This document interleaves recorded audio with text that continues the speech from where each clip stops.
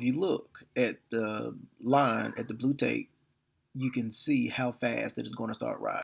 And like I said, if you can get it in there, you can literally go up 2 inches in, what was that, 10 seconds.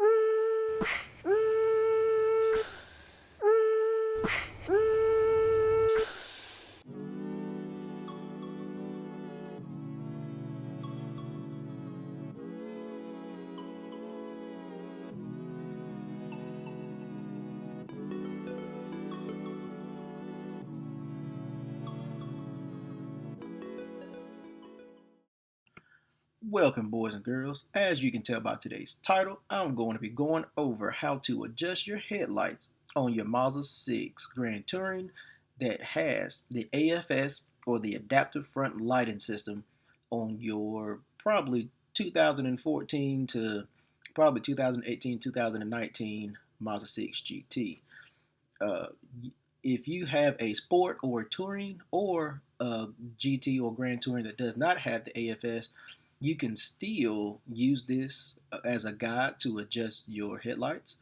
You just won't have to put the car in accessory mode or ACC.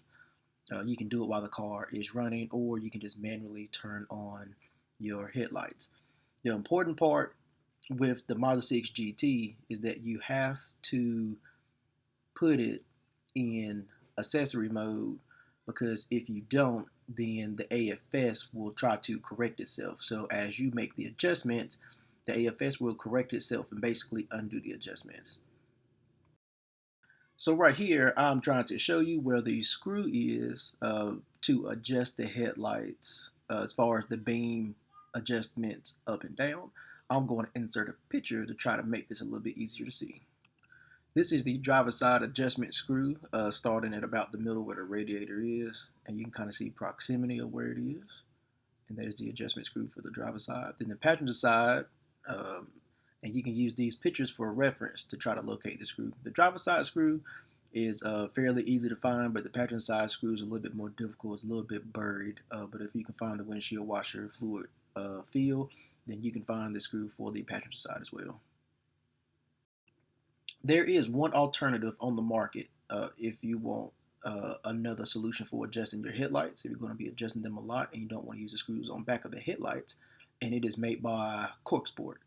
I believe last time I looked, it was $50, and it replaces the solid link from the factory that attaches to the rear subframe, and it replaces it with a adjustable link, and you can adjust it in and out to adjust both headlights simultaneously up and down. And I will try to get the best footage possible of that so you can see kind of where it's located. But it is right behind the muffler, and it's connected to the rear subframe. So as the rear subframe moves, the link moves, and the headlights move up and down.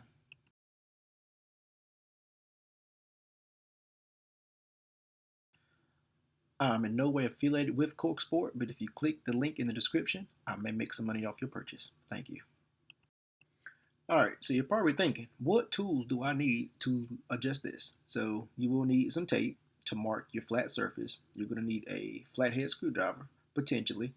But if you have one of these ratcheting close-in wrenches, those going to work the best for what we're trying to do. If you do have a screwdriver, you will need like a stubby flathead screwdriver for the passenger side, or as I will show you later on in this video, you will need a 8mm socket with a wrench. And those two are going to give you the perfect combination for adjusting these headlights. Now I'm going to show you the quote-unquote special procedure so that you can actually properly adjust your lights with your car that has the AFS, or the adaptive front lighting system. So all you have to do is not have your foot on the brake. So do not have your foot on the brake. Press your start button one time, and you will see your dash start to light up, and then just wait a second and then press your start button again, and then you will see your dash start to light up. You will see your headlights turn on, but the car should not start. So that will put your car in ACC or accessory mode, and that will allow you to properly adjust your headlights without the motor fighting against you. Now, since your car may be on for 30 minutes or so, I advise you to turn off anything that may drain your battery. So turn off your radio, turn the power off to your radio, turn off your air conditioning, because all that stuff will run while the car is an accessory. You want to turn off the interior lights because you may be adjusting your headlights for 30-40 minutes depending on what tools you have. So if you are adjusting it with the screwdriver, it's going to take you a whole lot longer because you're going to be doing it in small increments. If you have the ratchet wrench and the 8mm socket, then you can do this procedure in about 15-20 minutes. So you do want to be aware that your headlights are going to be on, your car electrical system is going to be on, so you want to turn off anything that may drain additional battery power, or you may be left with a dead car. All right, so here we are looking at the beam from the headlights. So we are going to take the tape and we are going to mark the current position of our cutoff line on my garage, so that way we have a start point. And when I start adjusting, I am going to go up roughly 1.5 to 2 inches as my start point. And tomorrow morning when I go to work, I will see how it shines. If I'm satisfied with it, I will leave it where it is. If I happen to adjust them up too high, I will bring them down 1/2 inch. If it's still too low, I may take it up another 1/2 inch to 1 inch. But I'm going to start adjustment at about 1 inch, 1.5 inches. Another thing that going to be good to have is going to be like a rag or a shirt. That way you can cover up one headlight and you can mark one headlight and you can adjust one headlight at a time. And from past experience, this makes it a whole lot easier. That way you can see which light you are adjusting instead of trying to figure out, is that from my left, right, or my right light. So once the tape is placed on the garage and you start adjusting your headlight, you know that the cutoff line from that headlight is only going to be from that headlight. And I am going to turn my fog lights off as well, that way to give me a better chance of getting my headlights adjusted where I want them to be.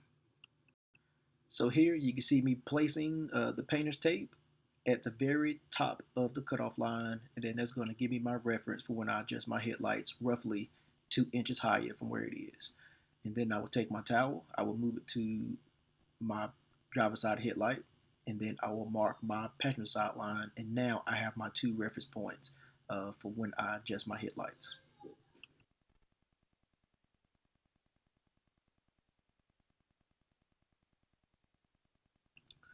So I'm going to adjust my driver's side headlight first, because for me that tends to be the easiest.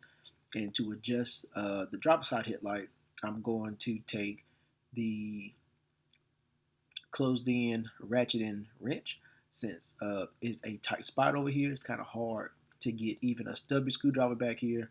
It's a small little tricky spot, and the ratcheting wrench definitely, in my opinion, works the best.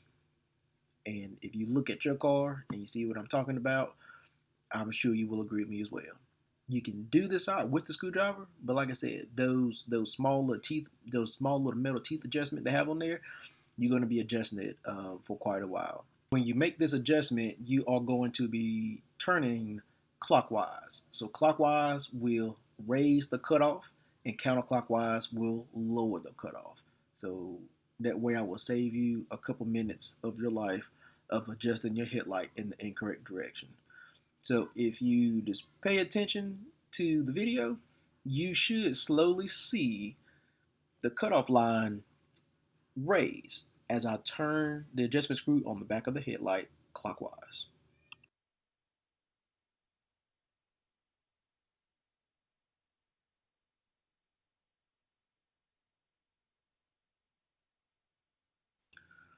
Now, I see on video that it did not seem as apparent as it was in real life, but you can see where the blue tape is. That's where the cutoff was originally, and now you can see where the cutoff is now, which is roughly 2 inches above where it was before we started our adjustment. So the driver's side adjustment was a success, and now it is time to move over to the passenger side. And on the passenger side, we are going to use the 8mm socket with the short extension with our 1/4" ratchet. So if you look at the line at the blue tape, you can see how fast it is going to start rising. And this is in real time with me using the 8mm socket with the short extension and the 1/4" ratchet. And like I said, if you can get it in there, you can literally go up 2 inches in, what was that, 10 seconds. I just wish that I could get the ratchet on the driver's side, and you literally could make this adjustment in no time. You can see how it went up 2 inches literally in 10 seconds. And you can see here in this shot the adjustment that was made on the passenger side and the driver's side. And they are both up roughly 2 inches. Now, some people like to have their steps on their cutoff lines match. I like my passenger side step to actually be on top of my driver's side step. That way, well, instead of having just one step, you actually have two steps. That's how I prefer it. That way, I get a little bit more light on the side of the road from the passenger side step being a little bit higher. Just a personal preference. That's what I like. That's what I do. You don't have to. If you want more information on that, you can visit www.hidplanet.com, and it's probably the most helpful resource on anything HID lighting, whether it be bulbs, kelvins, or retrofitting headlights. So I know some people saying, well, what does the AFS actually do? And it keeps your headlights relative to the car at the same height. So now you're probably thinking, okay, well, if I lower my car, then my AFS should keep my headlights at the same height. And that's not necessarily true. So depending on the height of the car, the headlights will adjust to the height. So if you lower your car 2 inches, then your headlights will be 2 inches lower, and the AFS will adjust it to be 2 inches lower. So you will see as I air up and down my car that the headlights will change, and then as soon as it settles, a few seconds later, the headlights will automatically adjust.